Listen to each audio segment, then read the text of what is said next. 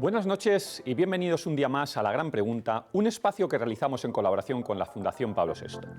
La conmemoración hace unos días de la Semana Santa ha vuelto a suscitar el debate sobre la religiosidad y el catolicismo de la sociedad española, que a la vista de las encuestas parece tener menos presencia en las iglesias, mientras las calles se llenan de cofrades y penitentes. Hay quien dice que este interés tiene más que ver con el costumbrismo, la búsqueda de identidad o el sentido de pertenencia que con una fe auténtica. Pero lo cierto es que cada vez hay más personas que desde fuera de la religión buscan también llenar un vacío con técnicas de espiritualidad que acaban acercándoles a ella, de modo que a juicio de algunos la práctica religiosa está siendo más auténtica que nunca. Hoy conversamos con Pablo Dors, sacerdote, escritor y creador de una corriente que busca llevar a la religión a través de las nuevas técnicas de meditación. Este cambio de tendencia en la práctica religiosa está en íntima conexión con la devaluación del concepto de autoridad en el sentido más amplio del término, que se da cada vez más en otros ámbitos de la vida, el sanitario, el educativo, el jurídico o el político. Desde pacientes que amenazan o agreden a sanitarios por no aceptar un tratamiento médico o un resultado diagnóstico, padres que cuestionan el modelo educativo del profesor, negacionismo científico, vivimos una crisis de autoridad absoluta que lleva tanto a deslegitimar el conocimiento como a la pérdida de respeto a las instituciones. Hablaremos de este asunto con Natalia Velilla, magistrada y autora del libro La crisis de autoridad, y el doctor José María Rodríguez Vicente, secretario del Consejo General de Colegios Oficiales de Médicos y coordinador del informe sobre las agresiones a los médicos. Comenzamos La Gran Pregunta.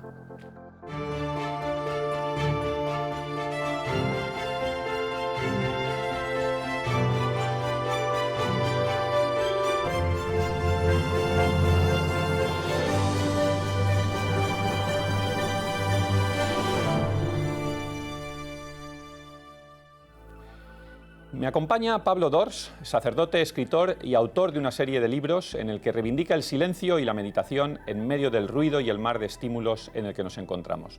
Su último libro, Los Contemplativos, es toda una declaración de intenciones. Pablo, muy buenas noches. Buenas noches, encantado de estar con vosotros. Gracias por esta invitación. Un placer, de verdad, estar aquí y encontrarme para mí también, gracias contigo. De corazón.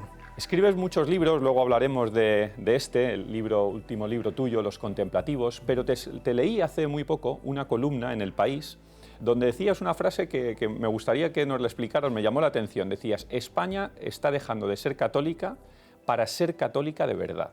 ¿Qué es eso? ¿Qué significa? Pues no sé si es un deseo nada más, ¿no? o una profecía que también puede ser, ¿no? Ajá. Es decir, yo creo que los datos sociológicos son incontestables, es decir, que está bajando cada vez más la asistencia a la práctica dominical, que es más o menos el criterio por el que se mide el sentido de pertenencia a la Iglesia. Y sin embargo, claro, desde mi perspectiva, yo veo que hay un hambre espiritual en nuestro tiempo extraordinario, y no solamente un hambre espiritual genérica, ¿no? Sino también un deseo profundo de reencontrarse con Cristo como faro, como foco de luz para la humanidad entera. Y claro, esto yo creo que sí que va a suponer una reconfiguración del planteamiento eclesial, ¿no? Yo suelo decir que estamos muriendo a un mundo donde el paradigma fundamental era la razón, lo sigue siendo evidentemente, y naciendo un paradigma nuevo, que es el paradigma de la interioridad, el paradigma de la conciencia. Y en ese sentido yo creo que el catolicismo, el cristianismo en general, pues está llamado a reinventarse y ciertamente a entrar en relación, en juego también con otras propuestas de sentido espirituales, y a lo mejor ya no un papel tan exclusivo, tan hegemónico, pero sí colaborando en ayudar a las personas a encontrar un sentido, ¿no? Y a ser auténticamente católico, es decir, auténticamente universal. Es decir, que yo creo que hay un desprestigio de la religión, esto es en Occidente en general, en España en particular, y un prestigio creciente de la espiritualidad. Y esto es una provocación y un estímulo y un desafío pastoral, ¿no? Y cuando estás hablando de esta secularización, de estos datos sociológicos, efectivamente el CIS es muy claro con todo esto, me pregunto si esto afecta, es una cuestión generalizada para todas las religiones, hay una pérdida en general de la práctica de las religiones, sin perjuicio de esa espiritualidad de la que bien estás hablando, o si está más acentuado en el ámbito de la religión católica.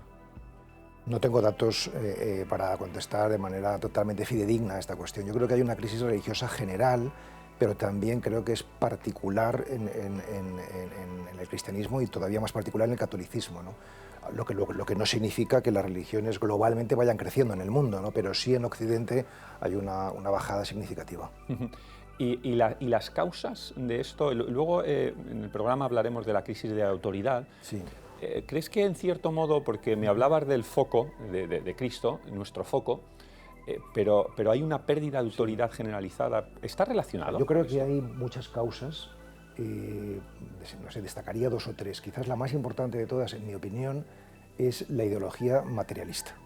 O sea, yo creo que este es el gran cáncer que se ha infiltrado en nuestra sociedad, es decir, pensar que lo que existe es la materia y que todo el fenómeno espíritu pues, es derivado de la materia, ¿no? La mayoría de las personas creen que la conciencia es un producto del cerebro, ¿no? Que es exactamente lo contrario de lo que plantea la tradición judeocristiana, ¿no? Que el principio del logos crea el mundo, ¿no? Es decir, que yo creo que el materialismo es la causa fundamental de esta desespiritualización de la sociedad. Luego creo que, apuntando a lo que tú dices de la autoridad, creo que la dialéctica maestro-discípulo, padre-hijo, que es tan fundamental en la transmisión espiritual, se ha perdido mucho. O sea, se ha ganado evidentemente en democratización o fraternidad, pero se ha perdido esta dimensión más vertical, más trascendente, más mistérica. Y bueno, cuando no hay maestros, pues no hay discípulos, claro, ¿no? Y no puede haber transmisión, ¿no? de la sabiduría, ¿no? Y luego había una tercera razón que yo creo que no es menor, y es que la Iglesia, es decir, la autoridad religiosa fundamental en España, pues quizá no hemos sabido transmitir este legado maravilloso de sentido y de belleza que es el cristianismo, con la suficiente adecuación a nuestro lenguaje, a la sensibilidad del lenguaje contemporáneos, ¿no? Este libro, el libro de los contemplativos, es un libro, me gusta mucho cuando comienzas, haces ese prólogo y dices que cuando se escribe, cuando se lee, se puede leer por entretenimiento, se puede leer buscando la belleza, pero también la interioridad, ¿no? Son los tres elementos, los tres... y aquí pones el foco, lógicamente, en esa interioridad, ¿no? de lo que es los contemplativos. ¿Por qué este libro? Los contemplativos es una mezcla entre Kafka y el Evangelio. Nada menos, ¿no? O al menos eso quiere ser, ¿no? Menudo binomio, ¿no? Sí, porque son... tanto el Evangelio como Kafka son textos profundamente provocadores, y eso a mí me interesa, ¿no? de la ficción, ¿no? Es decir, que los textos que te confirman en lo que ya sabes, que sirven simplemente para instalarte más en tu zona ideológica o reflexiva de confort, y que no te desestabilizan, pues no me parecen interesantes, ¿no? Muchos lectores pues me dicen, pues que no lo entiendo bien este libro, ¿no? Pues es que no se escribe literatura para entender, y mucho menos para entretener. Hablo de literatura de verdad, no de simplemente la cultura así llamada. Dices tú que es literatura de profundidad. Yo digo que es literatura, ¿no? Porque esto de hablar, el libro muy literario me parece como una redundancia un poco en fin, que está revelando que hemos convertido la literatura en una industria, ¿no? Y que ya se ha alejado del arte, ¿no? Pero yo a donde apunto es, a mí me interesan mucho los koan, es decir, estos acertijos que ponen los maestros zen a sus discípulos o los abades a sus monjes para trabajar durante la meditación y para de alguna manera salir de la estructura mental habitual y entrar en un espacio diferente que te haga sentir, pensar y vivir de manera distinta, ¿no? Yo digo, cuando uno va a la montaña no quiere entender la montaña, sino que quiere tener una experiencia en la montaña, ¿no? Pues con la literatura, con los libros, creo que pasa lo mismo. Evidentemente, como son 7 historias, algunas son más didácticas y más claras, ¿no? Y otras son pues, más misteriosas y más desestabilizadoras, porque en la vida pues, hay de todo, y esto pues, quiere ser un reflejo de la vida misma, ¿no? Decías que, dices también en tu libro al principio, que lo ibas a llamar cuentos contemplativos, sí, pero al final lo has dejado en los contemplativos, para poner más fuerza en esto. Son 7 relatos, ¿no? Sí. Bueno, yo creo que la palabra que mejor define mi aspiración vital, y yo creo que no solamente la mía, sino la necesidad primordial del hombre contemporáneo, es la palabra contemplación. Es decir, que nosotros hemos hecho en Occidente un mito del pensamiento y de la acción. O sea, nos parece que lo que hay que hacer ante la realidad es pensarla y actuar, y está bien, pero creo que hay algo más básico, más esencial que pensar, y más básico, más esencial que actuar, y es mirar, y es escuchar, y es contemplar, ¿no? Y creo que no nos han enseñado a mirar, a escuchar, a contemplar, y este libro pues, quiere ser una apología son 7 personajes que de alguna manera se encuentran en situaciones vitales que no les queda otra que mirar, ¿no? O sea, que hay que mirar la vida, ¿no? Que mirar su propia historia, ¿no? ¿Por qué se ha derrumbado? ¿Por qué se ha desestabilizado? ¿Qué horizonte, qué puerta de salida puede haber a esa situación, ¿no? Yo suelo decir que un contemplativo es uno que mira con amor, ¿no? De alguna manera la meditación, que es de alguna forma a lo que me dedico, meditar y escribir, silencio y palabra, no es otra cosa que mirada amorosa sobre ti mismo, ¿no? Y si tú plantas semillas de amor, pues sencillamente cosechas amor, ¿no?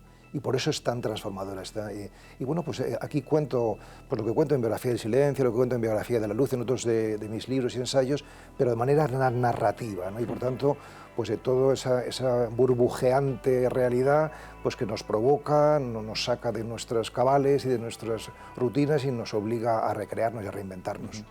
En esa contemplación que fomentas, que promocionas a través del libro Los Contemplativos, o esa meditación, ¿crees que en el fondo hay un anhelo, yo creo que en cierto modo lo apuntabas, hay un anhelo de búsqueda de esa plenitud, de satisfacción por parte de la gente? Hay un anhelo muy profundo. Yo puedo asegurarte que recibo todos los días, no diré cientos, pero sí decenas de correos de personas que tienen sed de Dios, aunque la inmensa mayoría de las personas no lo formulan en esos términos, ¿no? O sea, yo cuando me toca dar los retiros en Amigos del Desierto, que es una asociación que fundé hace 10 años precisamente para profundizar y difundir la tradición contemplativa, yo suelo decir, tenemos instintos, eso se refiere al cuerpo, instinto de pertenencia, el instinto sexual, el instinto de supervivencia, tenemos deseos, eso se refiere a la mente, el deseo de reconocimiento, el deseo de ser querido, etc. Y luego tenemos el anhelo, y eso se refiere al alma, ¿no? Es decir, que el cuerpo evidentemente es lo más básico, lo más primordial, pero el alma es lo más significativo, ¿no? Y no podemos vivir de espaldas a esta dimensión espiritual porque somos eso y es lo que nos define en sustancia, ¿no?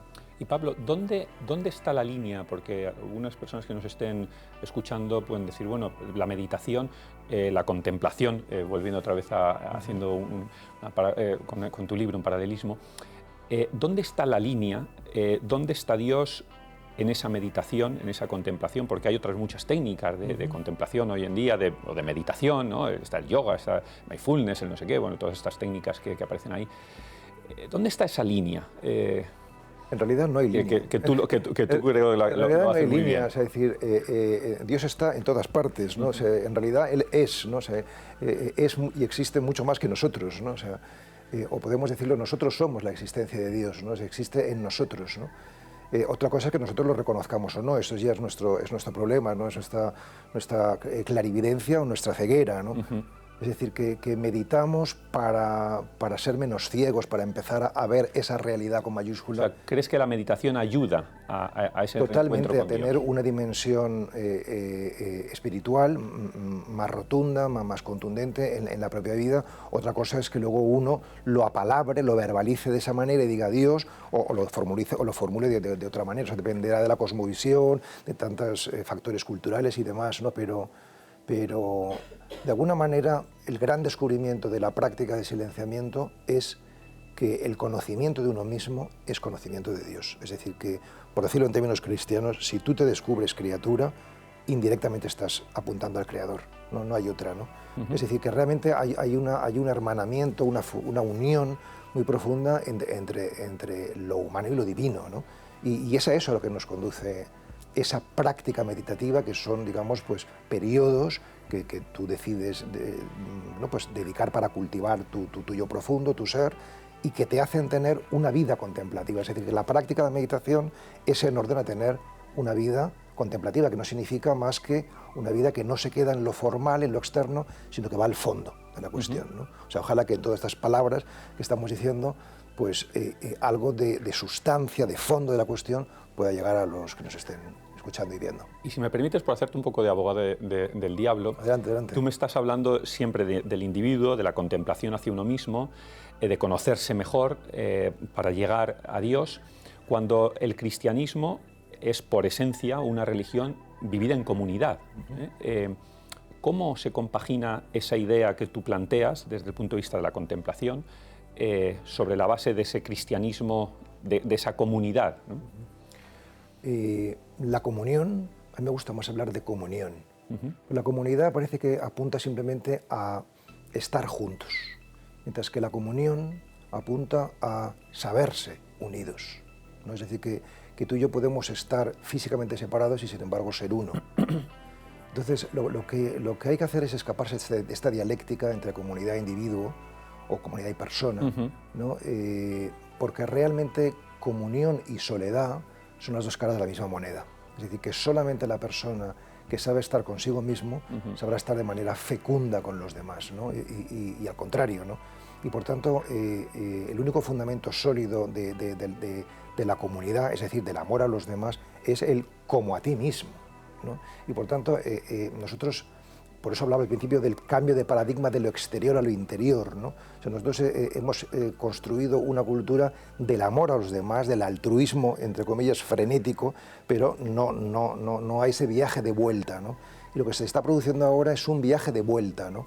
Es decir, que el cristianismo no es solamente ética, sino también es mística, ¿no? Y que el fundamento más sólido de la ética es la mística. Pues precisamente con el tema de la comunidad, que ahora hemos estado en Semana Santa, vamos a hablar con una persona, todo el asunto de las cofradías, de las hermandades, ¿no? Esa idea de comunidad. A pesar de esta sangría de fieles dentro de los templos de la que hablaba Pablo, cada año despiertan mayor interés las procesiones, tanto en número de asistentes que las siguen, como por supuesto en el número de personas que deciden incorporarse a las cofradías o hermandades, algunas de ellas muy jóvenes. Se calcula que hay entre 1,5 millones y 3 millones de cofrades, convirtiéndose en el movimiento asociativo más numeroso de nuestro país. Nos escucha Almudena Corella, miembro de la Hermandad del Gran Poder y la Macarena, en Madrid. Almudena, buenas noches. Sí. Hola, buenas. Almudena, eres, como es bien visible, muy joven, no vamos a decir los años, yo también soy joven, pero tú muchísimo más, como ahí se ve. ¿Cómo y por qué llegaste a la hermandad? ¿Qué te motivó a estar dentro de esa hermandad? Bueno, yo llegué a la hermandad hace 10 años y llegué al final de la mano de mi familia. Yo siempre he sido pues una joven pues, que vivía la fe en la parroquia y eso, pero bueno, pues parte de mi familia es andaluza y siempre hemos tenido mucha devoción a la Virgen de la Macarena y pues llegamos a la hermandad, pues eso, de la mano de mi abuela y de mi madre y ahora mismo pues me motiva a estar ahí, pues aparte de la devoción que seguimos teniendo y vivirlo pues de una manera más especial en familia, ¿no? En la Semana Santa pues también pues la comunidad que hemos creado allí en la hermandad, ¿no? Los amigos que vas haciendo y toda la gente que vas conociendo que también te ayuda pues a mantenerte ahí. La mayoría de esos amigos a los que dices que vas haciendo ahí en la cofradía, ¿crees que han entrado también por tradición familiar, como es tu caso? ¿Son creyentes? ¿No son? ¿Cuál es un poco la sociología de tus compañeros ahí en la hermandad, en la cofradía?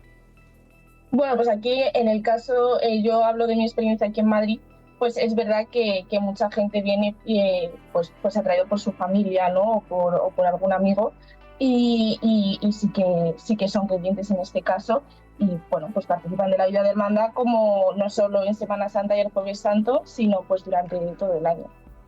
¿Y qué hace una hermandad como la vuestra, Almudena? Además de procesionar, me imagino, en Semana Santa, durante el resto del año, sí. ¿Qué hace? Bueno, pues la hermandad al final, esto es una cosa que se dice mucho, es cofradía una vez al año, el Jueves Santo, pero es hermandad los 365 días, ¿no? Y bueno, pues en nuestro caso, todos los viernes de mes tenemos una misa de hermandad a las 8 en la colegiata y especialmente una vez al mes la tenemos para jóvenes y niños, ¿no? Que pues están ahí. Y bueno, luego durante el año pues tenemos los diferentes cultos a la Virgen cuando llega diciembre, al Señor en los primeros viernes de Cuaresma, pues el Corpus, o sea, sí que se hace una vida de hermandad durante todo el año. Y Almudena, se dice mucho, y lo estábamos comentando desde otro punto de vista aquí en la conversación con Pablo Dors, que en muchas ocasiones hay cofrades, hay hermanos que, bueno, pues que forman parte de esa cofradía, esa hermandad, salen a las procesiones de Semana Santa, pero luego hay cierto rechazo respecto de la Iglesia, o por lo menos no quieren saber nada de la Iglesia. Eso como, no sé si lo percibes, y en el caso de que lo percibas, ¿cómo lo vives esto? Bueno, o sea, es verdad que aquí en Madrid la cultura cofrade y de hermandades a lo mejor no es tan extensa, ¿no?, como en otros sitios de España. Y yo aquí es verdad que sí que noto que sí que van casados con la iglesia, ¿no? Que muchas, o sea, yo por lo menos en mi caso y en otros casos de gente de mi hermandad, sí que veo que pues pertenecen a otra parroquia, a otro movimiento, a otra asociación, en los coles. Yo creo que la gente, a pesar de que esté en la hermandad, ¿no?, y puedes dedicarle más tiempo o menos que a otro lado de pues, otra parroquia o tal, sí que tiene una vida y un creer en la iglesia, ¿no? O sea, yo creo que sí. Yo, por ejemplo, en esta última Cuaresma se ha visto que la Delegación de Juventud de Madrid pues, se ha contado con los jóvenes cofrades para organizar un viaje a la catedral que estaba repleta de jóvenes. O sea, que yo creo que en ese aspecto, por lo menos en Madrid, cada vez más sí que se ve esa unión, ¿no?, entre pues los jóvenes y la iglesia a través de la hermandad en este caso. Esa mayor sintonía, ¿no? Esa búsqueda y ese acercamiento Sí, a la iglesia. Muy bien, Almudena, muchísimas gracias por tus manifestaciones. Gracias a vosotros. Muchas gracias. Adiós, adiós. Gracias. Adiós. ¿Cómo ves tú esto, Pablo? Pues yo lo veo casi diría con entusiasmo. Con entusiasmo, ¿verdad? Sí, sí. No, hombre, quiero decir, porque evidentemente es un fenómeno social o sociológico, eso es evidente, pero en torno a la religión y más en concreto en torno a la devoción, ¿no? Y a mí esto es algo que me interesa mucho y que no desprecio para nada, al contrario, o sea, decir que esta dimensión más emocional y más sentimental, ¿no?, que puede comportar el fenómeno religioso, me parece que hay que tenerla muy en consideración, ¿no? Y de hecho yo mismo voy cada vez apuntando más a cómo la vía contemplativa, que es la que yo presento, o la vía meditativa, se hermana mucho más íntimamente de lo que uno pensaría con la vía devocional, ¿no? Es decir, que por ejemplo nosotros en Amigos del Desierto empezamos recitando una oración, tenemos una imagen, es verdad que claro que no es esta cosa tan florida, tan explosiva sino mucho más sobria, ¿no? Pero hay puentes de enganche, entonces creo que sí, que el que empieza por lo devocional puede más fácilmente acabar en el fondo, que hablábamos antes de lo contemplativo, ¿no?, que si no empiezas por ningún lado, eso desde luego, ¿no? O sea, decir, y luego también está este aspecto más, digamos, de configuración social. Es que si no se queda solo en lo cultural, que por supuesto que no hay que despreciarlo, ¿no? Evidentemente que tiene un sentido cultural, pero no podemos poner el foco solo en el sentido cultural, ¿no? Luego también tiene una cosa, yo creo que muy buena, esto de las hermandades, que por cierto a mí me han llamado para hablar en algunas hermandades de Andalucía, o sea, decir que yo he estado ahí también hablando sobre el silencio y demás. Tiene bueno también esta dimensión de que sea laical, ¿no? O sea, que realmente no es que sea un movimiento paralelo a la Iglesia oficial, pero no está regentado por la Iglesia oficial, sino que tiene en ello su propia organización bastante sólida, por cierto, y también por eso funciona tan bien, ¿no?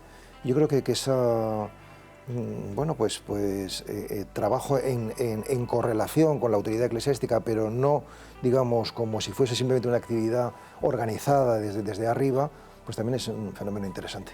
Y además, es que lo ponía en conexión porque tú lo acabas de mencionar ahora, hay muchas procesiones donde el eje fundamental de esa procesión es el silencio, que es la contemplación, ¿no? El buscar dentro de la propia comunidad también la idea de silencio y también la idea de mirarse a uno mismo, ¿no? Sí. Tiene, digamos, o sea, decir que el matiz de que a lo mejor cada cofrade pues es muy devoto de su imagen, ¿no?, o de su advocación, ¿no? Entonces se genera una especie como de, no sé si de competitividad entre ellos, ¿no? Y cuando realmente la religión, ¿no?, o sea, o la espiritualidad más profunda tiene que llevarnos a una universalidad, ¿no? Pero claro, también lo universal pasa por el amor a lo concreto, eso también es cierto, ¿no? Pero bueno, ahí hay mucha tela por cortar, desde luego. Estamos hablando en esta conversación de la parte espiritual, religión, espiritualidad, pero hay un aspecto de la religión, por lo menos en el ámbito de la Iglesia Católica muy claro, que es también el ámbito social, ¿no? Y sobre eso, que va unido de la mano y que es un debate bien antiguo, también hay o se establecen ciertas diferencias que se irradian en el ámbito político, ¿no? La identidad de derechas, la identidad de izquierdas en el ámbito de la Iglesia. ¿Esto cómo lo acabamos resolviendo, Pablo? Pues a mí cuando me preguntan, ¿pero tú eres de derechas o de izquierdas? Porque mucha gente no se queda un poco perplejo ante mí, pues yo soy de Cristo, ¿no? O sea, es decir, que a mí esta diferenciación pues me parece pues bastante caduca y que realmente no responde a la realidad, ¿no? O sea, yo creo que es mantener un esquema trasnochado, ¿no? O sea, yo lo que creo es que es importante generar vínculos desde lo profundo, no desde lo superficial, ¿no? Entonces, lo ideológico, por muy prestigiado que esté, no deja de ser superficial, ¿no? Yo tengo la experiencia en estos retiros que organizamos desde Amigos del Desierto, que son 40 horas, un fin de semana, en silencio, y al acabar, todos hacemos una apuesta en común, los 30 40 personas que hemos participado, y siempre las personas dicen, oye, me caéis fenomenal, quiero ser vuestro amigo, y digo, oye, ¿y cómo es posible que se genere esta simpatía de unos para con otros, ¿no? Cuando realmente no se ha hablado, ni siquiera sabemos los nombres, ¿no? ¿Por qué? Porque la palabra, estoy enlazando con la cuestión ideológica que tú me comentabas, ¿no?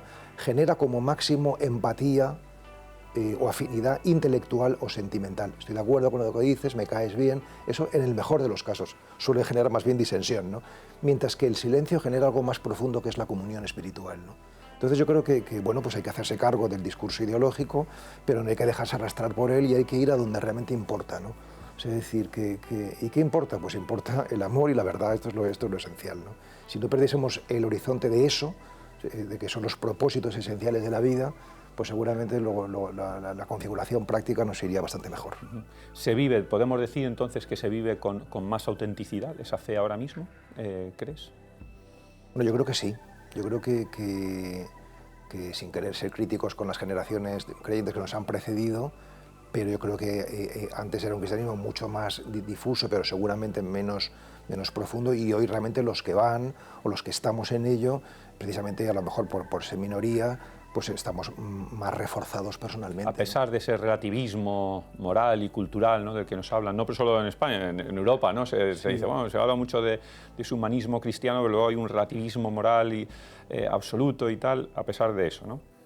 Es decir, claro que estamos en un contexto muy relativista y en un contexto donde ser cristiano o tener una vida interior espiritual, aunque uno no se confiese como cristiano, no deja de ser una propuesta realmente contracultural, ¿no? O sea, decir que realmente de lo que se trata, por decirlo como se dice en el contexto cristiano, es de estar en el mundo sin ser del mundo, ¿no?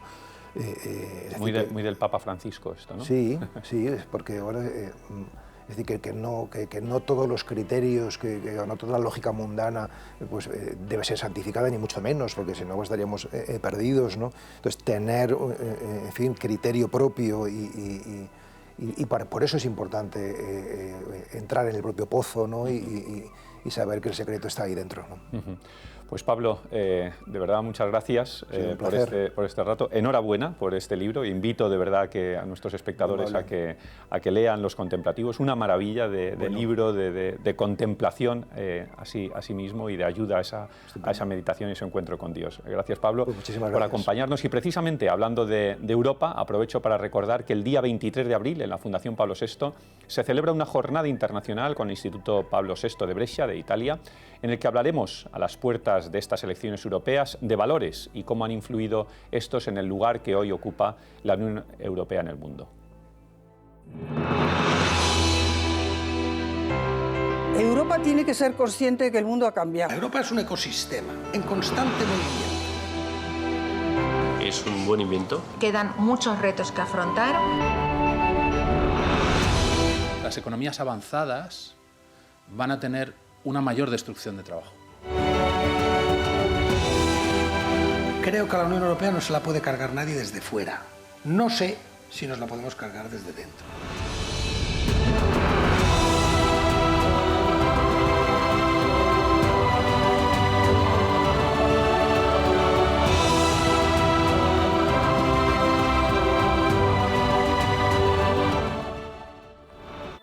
Seguimos con el siguiente asunto que tiene mucho que ver con esa pérdida de confianza de la que hemos hablado también con Pablo Dors. Tengo el gusto de saludar a la magistrada de Familia y Discapacidad, Natalia Velilla, autora del libro La crisis de autoridad, y el doctor José María Rodríguez Vicente, coordinador del informe sobre las agresiones a los médicos en la Organización Médica Colegial. Buenas noches, José María. Buenas noches. Buenas noches, Natalia. Hola, buenas noches. Un placer estar aquí con vosotros, expertos en este tema. Sobre Natalia, que ha escrito el libro de autoridad, pero también autoridad como médico que ahora veremos. Mandar y obedecer son, yo creo que las dos palabras, ¿no?, que recogen básicamente o que podrían resumir la autoridad. Lo que pasa es que si lo vemos desde un punto de vista más etimológico, autoridad es hacer crecer, es hacer progresar, ¿no? ¿Qué es la autoridad, Natalia? La autoridad es la forma que ha encontrado la sociedad para organizarse, yo creo. Es imposible tener un grupo humano organizado sin que exista cierta relación de jerarquía. Lo que convierte la autoridad en algo positivo es que esa autoridad sea elegida por sus subordinados, es decir, que exista un reconocimiento de esa capacidad organizativa por parte de aquel que se reconoce como autoridad. Hace una década aproximadamente, 10-11 años, Moisés Naim hablaba de un libro, El fin del poder. Luego creo que ha escrito otro hace poco, que es La revancha de los poderosos, ¿no? Pero ahora, en aquel momento hablaba del fin del poder, y sobre todo hablaba del fin del poder porque decía que nos encontramos en una sociedad muy horizontal, esa idea de, luego hablaremos con José María, del médico-paciente, del maestro-discípulo, del padre-hijo, que se ha perdido y que estamos en una sociedad mucho más horizontal, ¿no? ¿Hay una crisis de autoridad? ¿Podemos hablar de crisis de autoridad? Yo creo que sí, de eso es de lo que hablo en el libro. Crisis entendida precisamente también como cambio. Ha habido un cambio en las relaciones de poder. Este cambio no necesariamente es negativo. Efectivamente existe con la democratización de las sociedades, con el Estado de Derecho, con el reconocimiento de todos los poderes públicos que tienen que estar sometidos a la ley, existe una mayor horizontalidad, lo cual es positivo. Tampoco podemos hablar de que la autoridad buena sea aquella en la que hay gente jerárquica, ¿no? La vertical, jerárquica, en la que alguien está al margen de la ley. Lo que pasa que sí que es cierto que yo creo que la democracia, o el Estado que conocemos ahora como democrático, se autofagocita a sí mismo, es decir, tiene enemigos interiores dentro de la propia democracia, porque es así, y que está contribuyendo a que exista un desprestigio cada vez mayor de todas las instituciones, sin hacer distinciones entre las instituciones positivas, buenas, sometidas al imperio de la ley, sometidas a la regulación jurídica que nos hemos dado, de aquellas que no lo son. Entonces hay digamos, un cuestionamiento de todas las autoridades. En el ámbito, José María, porque realmente cuando hablamos de crisis de autoridad, hablamos de crisis de autoridad en todos los campos, ¿no? Y yo creo que también se da, evidentemente, en el ámbito de la medicina, en el ámbito de los médicos, ¿no? Esa autoridad, pero autoridad no de jerarquía, como decía Natalia, sino autoridad de conocimiento. También creo que estamos en crisis de autoridad con los médicos, José María. Sí, yo creo que estamos en crisis precisamente porque hemos pasado quizá de la época o de la etapa del paternalismo, en el cual el médico ordenaba y el paciente obedecía, es decir, a rajatabla todas sus indicaciones, y yo creo que la ley de autonomía del paciente le ha conferido al propio paciente quizá unos derechos que quizá está abusando de ellos en muchos casos, y quizá es lo que está dando paso a que ocurra el fenómeno tan desgraciado que es el de las agresiones a los profesionales sanitarios. Y esa ley de autonomía del paciente, que tiene grandes ventajas porque permite bueno, pues una serie de derechos también al paciente respecto del médico, ¿cómo ha trasladado, cómo ha generado ese movimiento pendular que intuyo que estás diciendo, de ese poder, de ese mayor poder al paciente frente al médico? Hombre, yo creo que no solamente la ley le otorga derechos y le da la facultad de incluso decidir sobre su propia enfermedad. Es lógico y es natural, es decir, pero yo creo que a partir de ahí, como explicaba la magistrada, es decir, la sociedad también ha evolucionado, sobre todo con la información, la informática, el consultar los navegadores. Muchas veces el enfermo te viene con el diagnóstico, exige pruebas que tú no puedes o que en ese momento no puedes darle. Yo creo que ha habido un cambio de tendencia, como decíamos, del paternalismo en el cual el médico era el dios, a ahora ser, por decirlo así, el esclavo del paciente. Del propio paciente. Del propio paciente. Y Natalia, ¿no crees que todo esto que comenta José María, que tú comentabas también al principio sobre el tema de autoridad, está íntimamente relacionado con el liderazgo, con esa idea de un liderazgo donde se ha perdido auctoritas. Quizás hay más potestas, pero se ha perdido auctoritas por utilizar aquel brocardo romano, ¿no? Sí, no quería utilizarlo así porque bueno, nuestros oyentes, muchos de ellos no sean juristas, pero efectivamente esa es la dicotomía. Existe la pérdida de la auctoritas, que sería... Vamos, en el libro hablo de ello, hay una concentración, ¿no?, de la potestas en cada vez menos personas, lo cual también va en contra de la democracia, pero es la autoritas, que sería el reconocimiento social del médico, que es el más claro de todos ellos, o por ejemplo de los maestros, o del padre en las familias, que sería esa autoridad natural que tienen aquellos que por sus conocimientos, su experiencia, por su bagaje personal, le reconocemos esa autoridad. Yo creo que más que hablar de liderazgo... Pasa también con los gobernantes, ¿eh? Pasa también con los gobernantes, efectivamente. Yo creo que es imposible que haya liderazgo sin autoridad, sin autoritas, pero es posible que haya potestas o que haya autoridad sin liderazgo. El problema que yo veo respecto del tema de los médicos, por ejemplo, porque es el ejemplo más paradigmático, es que se ha sustituido la autoritas del médico por lo que yo llamo en el libro la celebritas, es decir, lo que te viene a decir una persona famosa. Entonces, o una persona que tiene muchos seguidores en un canal de YouTube, o que tiene muchos seguidores en Instagram o donde sea, en cualquier red social. Muchas veces ves a personas que se autodenominan como nutricionistas, por ejemplo, o como entrenadores de fitness, que vienen a dar una serie de pautas sanitarias, sin ser sanitarios, por ejemplo, que entran en conflicto directo con lo que los médicos están recomendando, y sin embargo la gente hace más caso a quien es guapo, tiene muchísimos seguidores, que a quien realmente tiene esa experiencia. En el ámbito del que estás refiriéndote, Natalia, y que también en cierto modo lo apuntaba antes José María, está todo el tema de la negociación, ¿no? Muchas veces se dice, bueno, se ha perdido autoridad, como tú decías, José María, antes el médico era Dios y ahora el paciente parece que tiene muchos derechos y tal, y hay que negociar pues, las pruebas diagnósticas, etcétera. Bueno, muchos espectadores nos dirán, bueno, pero la negociación no es negativa, negociar no es negativo. ¿Cómo se compagina la autoridad con negociar las cosas? Hombre, yo creo que en nuestro caso, en nuestra profesión, es decir, lo que siempre estamos defendiendo es que haya una buena relación médico-paciente. El médico debe ser empático. Si el médico no transmite empatía al paciente, es decir, difícilmente va a conseguir que el paciente incluso se abra. Es decir, caso que puede ser en el psicólogo, psiquiatra, es decir, realmente el médico ha sido hasta, en este momento, hasta el confesor del paciente. El paciente va buscando a alguien que le dé una solución y esa tienes que dársela, y pero para dársela tienes que transmitirle confianza. Si no confías, es decir, que es el problema que quizá está deteniendo el propio Sistema Nacional de Salud, que está colapsado debido quizá al uso. Yo tenía un compañero hace años que decía que había usuarios y abusuarios del sistema. Entonces, quizá eso es lo que luego, pues, uno de los factores que influye incluso en las agresiones. El paciente que llega, es decir, desencantado, o que ya llega con ansiedad porque no ha tenido un diagnóstico, porque le han dado tarde la consulta. Todos esos motivos son los que deterioran la propia relación médico-paciente. Y entonces, ¿qué ocurre? Hay menos relación ya, y la negociación no es como desearíamos. No es tan fluida. No es tan fluida. Natalia, ¿qué opinas sobre ese tema? Todo parte, yo creo, un poco de la base de que no se fomenta la confianza en general en las instituciones.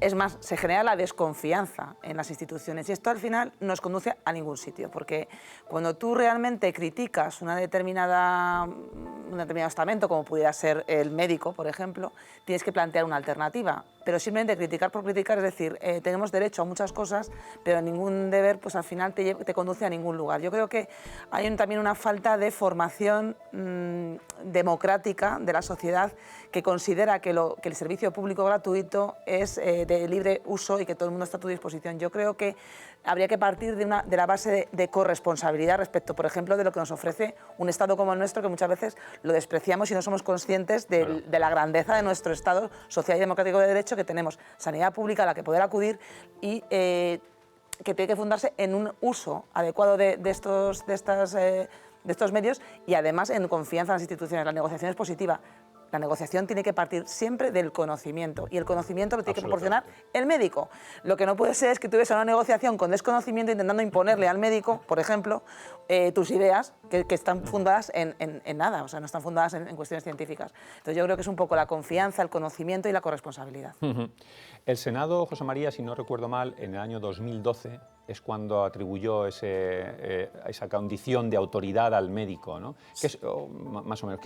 Sí, más o menos. Y al final se consiguió la modificación en el 2015 del artículo 550. Tenemos que dar las gracias al que hoy es presidente del Parlamento andaluz, que entonces era senador, pero que había sido vicepresidente de nuestra institución, y precisamente fue el que promovió el... Porque realmente, ¿qué supuso ese cambio, para entenderlo bien?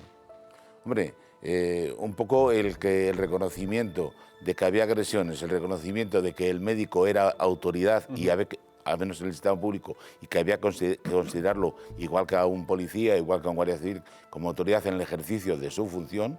Es decir, yo creo que fue un paso adelante, un paso, pero que no es el definitivo y el que quisiéramos, porque de verdad, es decir, yo creo que hay que agradecer, precisamente además desde mi tierra, la diputada zamorana, Elvira Velasco Morillo, ha presentado una proposición no de ley ya por 2 veces, la segunda se la han aprobado, sobre hacer una ley específica contra las agresiones, cosa que también ya vamos, aunque hemos sido los pioneros España en esta lucha y en esta denuncia, que como yo digo a veces en Europa, hemos sido el Juan el Bautista de las agresiones, pero resulta que hay países que ya tienen legislación específica, Holanda, Bélgica, Francia está tomando medidas, y yo creo que debería ser bueno tener una ley, incluso a nivel europeo, que estamos, es decir, precisamente para disminuir este problema que realmente es grave. Vamos a ver, porque hace algunas semanas conocíamos los datos del Observatorio contra las Agresiones de la Organización Médica Colegial, de las que nos habla José María. El informe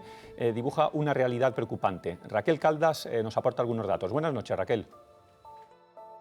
Buenas noches, Jesús. Pues son datos muy preocupantes, porque cada día hasta 2 médicos aquí en España, en nuestro país, son víctimas de algún tipo de violencia en sus consultas. Lo vamos a ver. En todo 2023 se han registrado 769 agresiones, pero solo se han denunciado 308, lo que supone un 40% del total de todas ellas. En cuanto al perfil, la mayoría de las víctimas, un 66%, son mujeres, frente al 34% que son hombres. La peor parte se la lleva la atención primaria, que es donde suceden 4 de cada 10 agresiones. Después, los hospitales, con el 20% de esas agresiones, las urgencias de los hospitales, con un 10%, y también las urgencias de atención primaria. Situaciones de violencia que suceden sobre todo en la sanidad pública, un 90% frente a un 10% que se producen en la sanidad privada. Pero ¿cómo son esas agresiones? La mayoría, amenazas y coacciones en un 51%. Las mujeres, el 36%, son insultos, y el 11% de esas agresiones a los sanitarios son lesiones físicas. José María, ¿cuáles son, a la vista de estos datos que nos aporta Raquel, cuáles son las causas fundamentales de todas estas agresiones? Bueno, lo primero que tengo que matizar es que nosotros siempre decimos las comunicadas a los colegios de médicos. No son 769, realmente son muchísimo más. Y el cómputo que hace, por ejemplo, de todos los profesionales sanitarios, el Ministerio a través de las consejerías, es decir, vienen a ser en total a todos los profesionales sanitarios, pero yo hablo de profesionales sanitarios, y es el tema que siempre he defendido en Europa, y el día es contra los profesionales sanitarios, y puede haber unas 20.000 agresiones en el Sistema Nacional de Salud, desde celadores, administrativos, enfermeras, auxiliares en general. Y estas son las que se han comunicado en el Colegio de Médicos.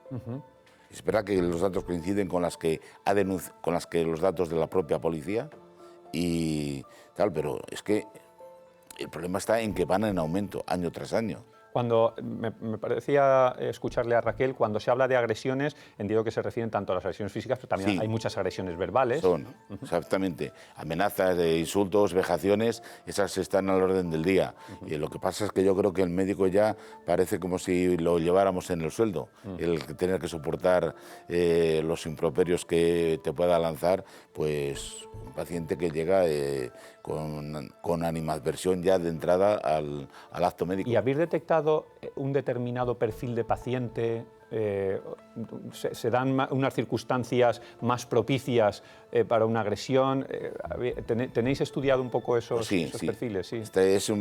Suele ser en general un paciente programado o bien un familiar del paciente no programado o que llegue, es decir, porque quieren en ese momento que se le atienda, es decir, saltándose todas las barreras que de entrada al sistema, como es la admisión, incluso la sala de espera, listas de esperas muy largas, es decir, está detectado que en general, como dicen las series americanas, varón de raza caucásica, de unos 40 años y tipo medio. Es decir, no, porque alguien pensaba... El algoritmo sería muy peligroso con estas cosas, Natalia. Para la inteligencia artificial sería... No, pero es que también hay estereotipos y se piensa que al haber más inmigración y tal, no tiene por qué ser así. Es un varón tipo medio, es decir, español tipo medio. Extrapolando todos estos datos más específicos en el ámbito sanitario, Natalia, a un concepto más de crisis de autoridad, como lo has estudiado, yo creo que hay en cierto modo también una correlación con la pérdida de las formas, ¿no? Que puede ocurrir con los pacientes, pero hay un deterioro de las formas y ese deterioro de las formas que implica deterioro de las instituciones, en definitiva es crisis de autoridad, ¿no? Sí, estaba escuchando lo que comentaba en relación a la tipificación del concepto de autoridad sanitaria para todo esto y estaba pensando yo para mí misma que donde fracasa la educación comienza el derecho penal. Claro. Al final estamos llegando a un populismo punitivo, a una cada vez mayor penalización de conductas que en otro tiempo no habrían sido siquiera imaginables por la educación también que había. Yo creo que ahora mismo hay una pérdida total de formas, la educación entendida como un concepto vulgar de educación, ser una persona educada, ser una persona respetuosa, está en demérito. Se considera como que te estás subordinando al otro y entonces tú eres como el otro y no tienes por qué ser tan respetuoso. Y al final la falta de respeto, la falta de hacer valer las formas o de todas estas cuestiones relacionadas con la educación, al final las formas son el contenido de lo que luego tú quieres manifestar. Cuando pierdes el contenido, aquello se desparrama. Y lo que sucede ahora es que se están perdiendo mucho las formas. En mi ámbito, que me dedico a ser magistrada, sí que es verdad que la posición de un magistrado en una sala sigue siendo de autoridad indiscutible de momento. De momento. Pero sí que se observa una pérdida de formas, por ejemplo, desde mi punto de vista, incluso entre la gente que va a la Administración de Justicia, con la oficina judicial, con los abogados, con los fiscales, la manera en la que se increpa, se responde. Yo creo que estamos yendo hacia una deriva de cada vez mayor pérdida de formas y esto al final acaba trayendo la consecuencia de que... Pero y esa correlación de la que hablamos es que además es inmediata. En el ámbito de los juicios, ¿no? En la medida en que el abogado solicita la venia a su señoría, pues todo fluye de una manera muy distinta a si las formas se pierden, claramente. Hombre, es un vehículo. Es un vehículo. Eso es como cuando vas en un tren con unas vías. Claro. Tú sabes que las formas en el juicio son un vehículo que te lleva a un lugar. Cuando empiezas a sacar atajos de ese vehículo, a lo mejor no te lleva al mismo lugar que tú querías ir. Las formas están por algo, no se imponen porque se busque una pleitesía al juez, por ejemplo. El juez es un servidor público. Lo que se busca es hacer una manifestación, una representación de lo que es la justicia para el Estado. Y eso es un respeto que hay que tener, pues no solamente a las personas como tales, sino a la propia institución de la justicia. Sin duda. Como estamos hablando, esta crisis de autoridad no está focalizada en ningún sector concreto, ni en los jueces, ni en los médicos, sino que es una crisis de autoridad que se refleja, por ejemplo, también en las escuelas, en la educación, lo comentábamos antes. Tenemos con nosotros a Toni García, es director del Colegio Murciano Joaquín Carrión y es el único aspirante español a ser mejor profesor del mundo. No sé si lo digo bien. Buenas noches. Hola, buenas noches. Un placer estar con vosotros. Buenas noches, Toni. ¿Podemos decir que los maestros también tienen menos autoridad o sencillamente es una autoridad diferente? Yo creo que sí que hay un descenso de la autoridad. Comparado con años atrás, fíjate que las estadísticas que están saliendo actualmente pues dicen que prácticamente un 80% de profesorado de educación secundaria ha asistido en algún momento ha sufrido en algún momento alguna agresión física o verbal. Quizás sean datos que son bastante llamativos y luego, fíjate, otro dato curioso es que en la región de Murcia, por ejemplo, ha habido un aumento de un 400% de denuncias falsas hacia profesorado. Todo eso indica, evidentemente, que la sociedad le da muy poca autoridad y muy poco valor a la labor docente. Y es algo que se ve en el día a día, lo que estabais comentando. Yo empecé en la educación hace 30 años. Actualmente, casi nadie que entra a mi despacho llama a la puerta ni dice buenos días. Son pérdidas de modales que, como bien decís, conducen luego también a una cierta pérdida de autoridad y a una cierta convención de cómo se deben de tratar ciertos asuntos, ¿no? Sí, la pérdida del deterioro de las formas de las que hablaba también antes Natalia.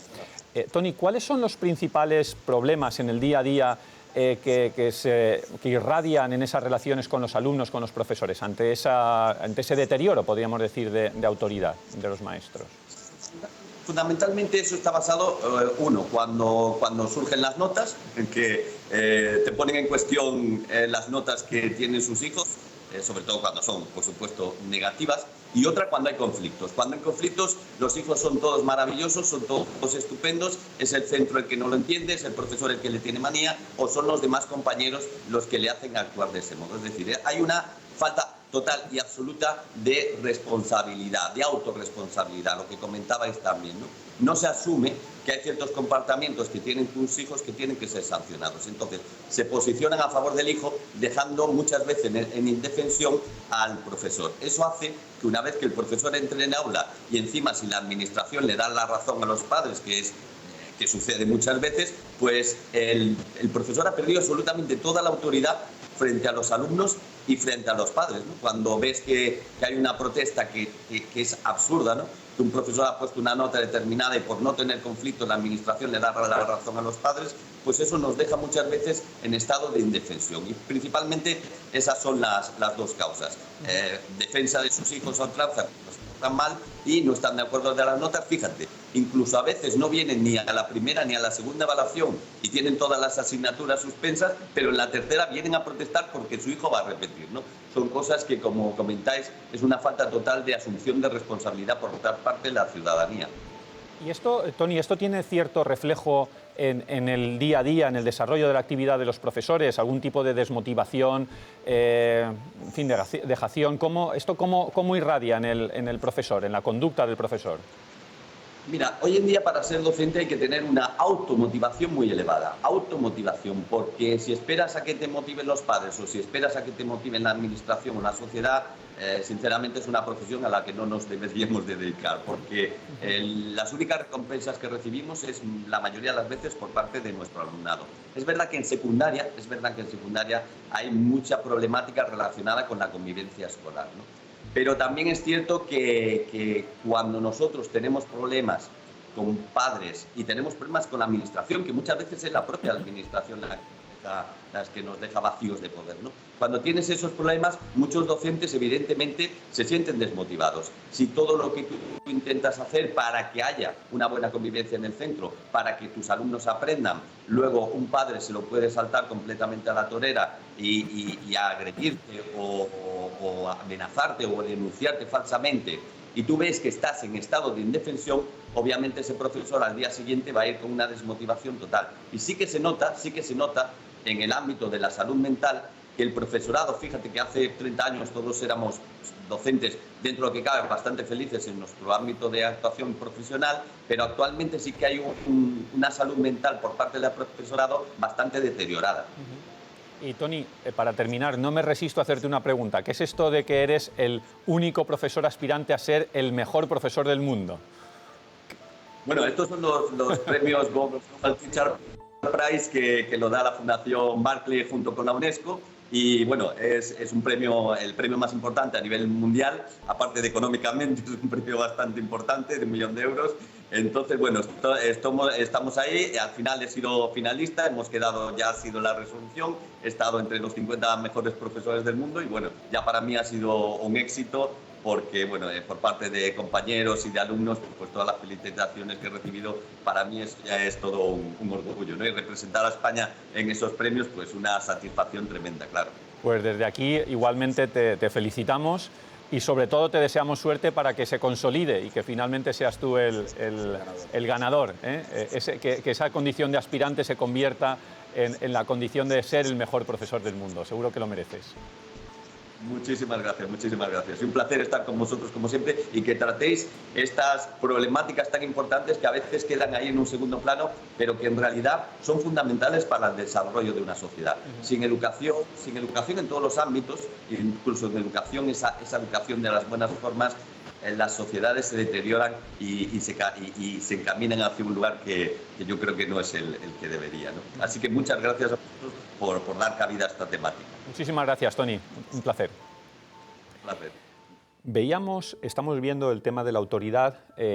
Quizás podrían ver los espectadores que a lo mejor estamos poniendo un poco el foco en los padres, en el paciente, en el abogado respecto del juez o en el justiciable, pero también hay que pensar en el que tiene, por decirlo de alguna manera, la autoridad, ¿no? Si se ha perdido ese plus de ejemplaridad que se le exige al que tiene la autoridad, en este caso al juez, al médico, al maestro, y también esa pérdida de ese plus de ejemplaridad que se le exige, o plus de responsabilidad, como decía Toni, bueno, pues eso también tiene consecuencias en que luego hay un deterioro de todo. Evidentemente, yo creo que estamos donde estamos. Yo soy siempre muy reacia a echar la culpa a una persona o a un grupo de personas de las cosas que suceden. Todos somos responsables de lo que pasa. Incluso a lo mejor el juez es padre, el médico también es padre. Entonces, muchas veces a lo mejor lo vemos desde nuestra perspectiva, pero muchas veces también somos responsables de nuestra pequeña esfera de responsabilidad de aquello que perjudica a esta crisis, a esta confianza en la autoridad. Sin todos los casos que ha habido conocidos de corrupción, por ejemplo, o de situaciones éticamente más que cuestionables por parte de autoridades legítimas, autoridades conocidas, no tendríamos la crisis en la que nos encontramos. Yo creo que también hay que hacer cierta autocrítica, aunque también digo que, como siempre, es noticia cuando el médico se equivoca y le corta la pierna equivocada a la persona que... Pero no es noticia cuando hay esos miles de... Pero no es noticia cuando hay... No es noticia siquiera cuando hay miles de personas salvadas por la sanidad. Entonces, siempre lo negativo es lo que va a los medios de comunicación, es lo que se convierte en viral, es lo que se convierte en noticia, y no somos capaces de poner el foco en todo lo bueno que se hace también por parte, pues, de cualquier ciudadano. Entonces, hay una parte de falta de autocrítica, de falta de autorresponsabilización de aquello en lo que estamos fallando, pero también hay una responsabilidad del ciudadano de no dejarse tampoco arrastrar únicamente por lo negativo, por lo crítico, por aquello que impide el retorno a la confianza en las personas, que hay muchos servidores públicos, mucha gente que trabaja bien, que lo hace con ilusión y que yo creo que también merecen esa confianza que se está perdiendo. Entre otras cosas, porque esa pérdida de confianza, Natalia, supone mucho más, por ejemplo, en el ámbito de la ciencia, en el ámbito de la medicina, todo lo que es los fenómenos de negacionismo científico con los que nos estamos enfrentando, ¿no? Por ejemplo, al principio salía lo de las pseudoterapias, pseudociencias, que lo comentaba la magistrada, es decir, se cree más a Cristiano Ronaldo, que anuncia un trasplante capilar, que a un dermatólogo que te dice que a lo mejor es una enfermedad que no tiene resolución. Y yo creo que el problema está en lo que apuntaba el compañero, en la educación. Y en la educación, que no solamente en la escuela, por ejemplo, a nivel de ciudadanía, creo que ya como adultos, es decir, yo creo que tenemos que pienso que, por ejemplo, nuestro problema es que tiene que haber educación para la salud, una educación para la salud. Y luego, sobre todo, es decir, no crear falsas expectativas en el ciudadano, que es quizá, es decir, no todo tiene curación. Claro. Es decir, hemos nacido para morir, es decir, y hay que saber que el sistema te va a ayudar, que el médico está para ayudar y para cuidarte. En algunos casos te salvará, es decir, tendrá curación el proceso, y en otros casos no. Porque si no ocurre lo que ocurre en educación, que al final está lo que se llama el proceso del burnout, acabar el profesional quemado con el propio sistema contra el ciudadano, es decir, y al final generas un deterioro en la salud mental del propio profesional y por supuesto, una disminución en la calidad de los servicios que tienes que prestar. Y Natalia, para terminar, hemos hecho un poco de diagnóstico de esto. ¿Cómo podemos revertir esta situación? ¿Qué mensaje de esperanza le trasladamos al espectador? Yo creo que todos somos parte de la misma sociedad y que todos podemos colaborar a que esto se revierta. Se puede revertir, sobre todo fomentando el espíritu crítico, tanto respecto de aquellos a quienes admiramos como de nosotros mismos. El pensamiento crítico yo creo que se está perdiendo mucho. La tolerancia a la frustración, de la que hablaba antes, es verdad. O sea, no existe el riesgo cero, no existe el mal cero, no existe la muerte cero. O sea, hay que empezar a reeducarnos en que somos finitos, tenemos problemas y limitaciones, y que no pasa nada porque eso suceda, que no tiene que haber siempre un culpable. Yo creo que hay que más autorresponsabilizarse de lo que nos sucede. Dieta cognitiva, yo siempre hablo de esto, hay que saber a quién lees, hay que saber a quién escuchas, hay que saber a quién sigues. No, te puede hacer mucha gracia una persona, pero a lo mejor está haciendo tonterías, como entretenimiento fenomenal, pero a lo mejor tienes que elegir las fuentes, y yo creo que si todos nos centramos y pensamos en que podemos colaborar a que la sociedad sea mejor, eligiendo a quién tener como referente, yo creo que mucho tendremos ganado, y por supuesto fomentar la autoridad dentro de las familias, porque al final se ha hablado poco, pero yo creo que la base de todo está en el abandono por parte de los progenitores de su autoridad en terceros. Te plagiaré esta expresión de dieta cognitiva, me ha encantado. Gracias, Natalia, aunque te citaré. Gracias. Muchísimas gracias, Natalia y José María, por este interesante coloquio. Les espero el próximo sábado aquí en La Gran Pregunta, y entre tanto les deseo una muy feliz semana. Muy buenas noches.